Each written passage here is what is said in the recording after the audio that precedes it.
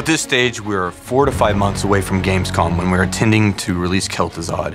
And something that we're reacting very rapidly to is a playtest where we're realizing we need to do a major overhaul to some aspects of Kel'Thuzad's current implementation. If you guys remember, this was the kit that we had before. There's a lot of things here that are no longer in the game. This meeting is where we're halfway through the design playtest cycle, which is where we have the hero designers, the balance designers, playtesting the hero, giving feedback, and we're iterating on him every single day. So this meeting is to basically say, hey, where are we at now? Are there any major concerns? So we switched around the E and the W.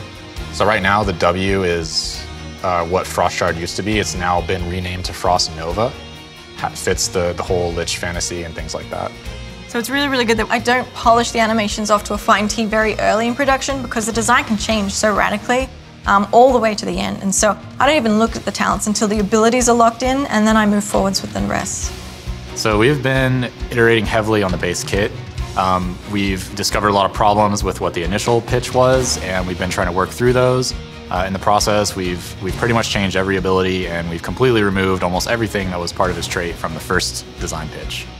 The advantages of this are that it's a little bit simpler, and if we want to put more complexity into his chains, which we've identified as one of the coolest aspects of his kit, we want to kind of take away a little bit of the complexity from his other abilities and let the chains really shine as the cool, complex ability. All right, any questions so far? Or? And so, what are you guys thinking for the Q? The version that we're looking at right now is slightly different. The Q is a different ability, pretty much entirely. As you guys keep playing with it, if you guys want anything, we'll make it happen. Artistically, one of the biggest pieces of feedback we're getting from the playtest sessions is about the scale, which was one of our big pain points from the kickoff meeting, and we will have to look at that feedback and make some adjustments so the character implements more effectively. The current issue with the size is that when people see a big character, they immediately assume that they're tanky. And since he's a mage, it kind of goes against that a little bit. Kel'Thuzad has this cloak kind of skirt that comes out like petals of a flower, and we want those to kind of trail behind him and have kind of a life of their own. But what we're noticing is that they're very big. His shape is huge. Just visually from our camera angle, you see this giant upside down flute of his skirt. So when he spins, the whole skirt spins with him. And so it's really important that we can sort of find a way that we can make every animation meld with one another without it feeling too snappy. We're playing around with some new turning tech that will allow us to have turning animations, which is really, really important for his enormous skirt that he has. There's just a ton of elements when it comes to working with a character. Everyone has their own little piece, everyone puts their piece in, and suddenly you have to make a change over here, and you have to work together constantly as a team. We're one unit, so every push, every little piece ends up pushing the character further and further down the pipeline, and in the end, we come together as a team and make something amazing. Some heroes, we throw in their base kit and it works out super well, and we don't even have to make any changes. And then other heroes, usually more bigger heroes like Kel'Thuzad, Ragnaros, and those types of heroes, we go through a lot of different abilities before we finally nail down what we think is the most fun. So right now, I'm feeling pretty good about the direction that he's going, so we're just gonna keep iterating and keep trying to find the fun. These successive meetings inevitably get us to a point where we know exactly what we want. We have the final list of assets that need to be made and delivered from each department, whether it's design or art. This is the critical stage right now where we know what we're gonna do, the assets we're gonna trade amongst each other to get Kel'Thuzad headed towards final visual implementation. One of my favorite parts about designing a hero is getting to that point where the art team is finally starting to dig into it and get things in. It's always super exciting to see a character come to life. So today is the first team playtest.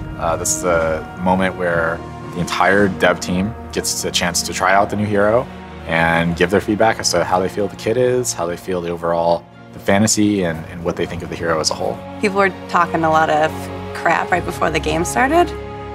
So I'm really concerned about beating people to a pulp. Actually, it's a lot like Malfurion roots.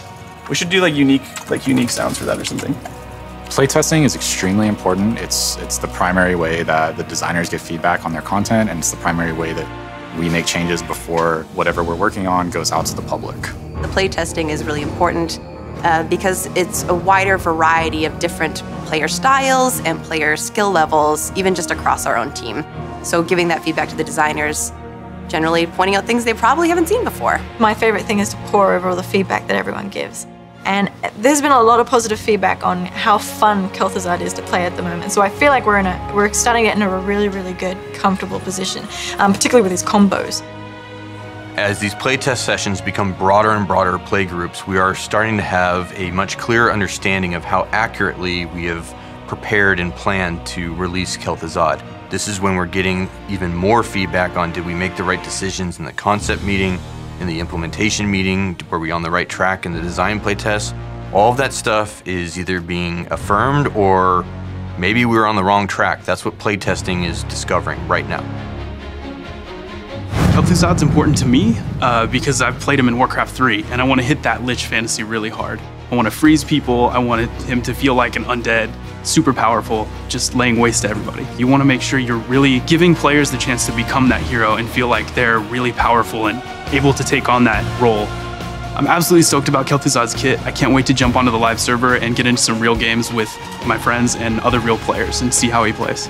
This feels good. This feels really good. The fantasy for a hero is really important because I think that actually is what makes our game different and really unique. You've been with these characters for decades now. Like I grew up with them. Like it's amazing to work on them. And so now I get to actually play as Kel'Thuzad.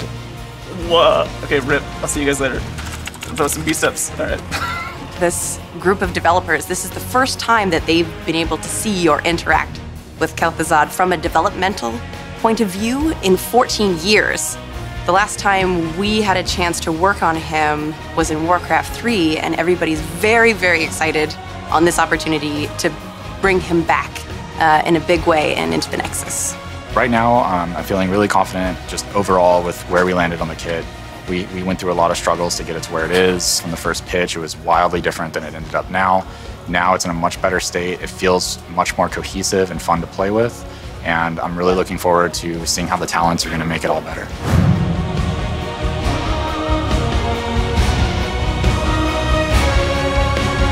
The damned triumph!